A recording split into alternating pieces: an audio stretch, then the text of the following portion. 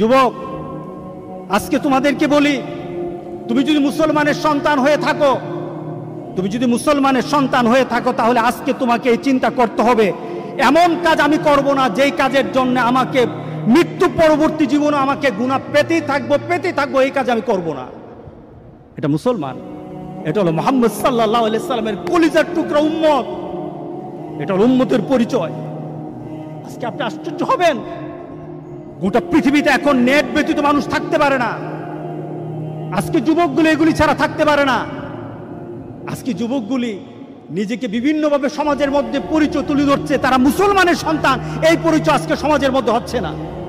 যুবক, তোমার জীবনটা যদি, তোমার চলাটা যদি কুরআন এবং সুন্নাহ অনুযায়ী হয়, আল্লাহর রাসূল আর নেককার বান্দারা যেমন সুন্দর মৌত পেয়েছে, রাসূল সাল্লাল্লাহু আলাইহি সাল্লাম বলেন তোমাদের মৌত তত সুন্দর হয়ে যাবে, তোমাদের মৌত তেমন সুন্দর হবে। রাসূল সাল্লাল্লাহু আলাইহি সাল্লাম বলতেছেন তুমি দুনিয়াতে যেভাবে চলবা মৌতও তেমন হবে।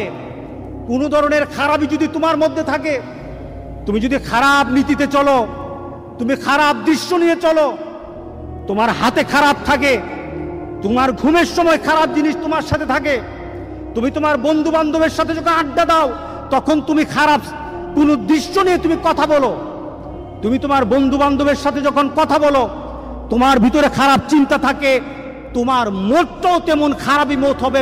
কে বলেছেন? মুহাম্মদুর রাসূলুল্লাহ। বিশ্বাস হয় না? বিশ্বাস হয় না? মুহাম্মদ সাল্লাল্লাহু আলাইহি সাল্লাম বলে গেছেন তোমার মতটা তেমন হবে।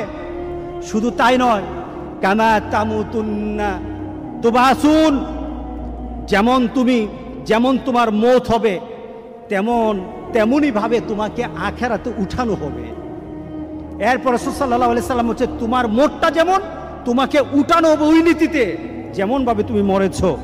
শুধু তাই নয়, কামা তুবাসুন তুহশারুন, যেমন ভাবে তোমাকে হাসর করা হবে, যেমন ভাবে তোমাকে উঠানো হবে তেমন ভাবে তোমার হাসর হবে। সুতরাং দুনিয়া যেমন হাসর তেমন, দুনিয়া যেমন মত তেমন, দুনিয়া যেমন কবর তেমন।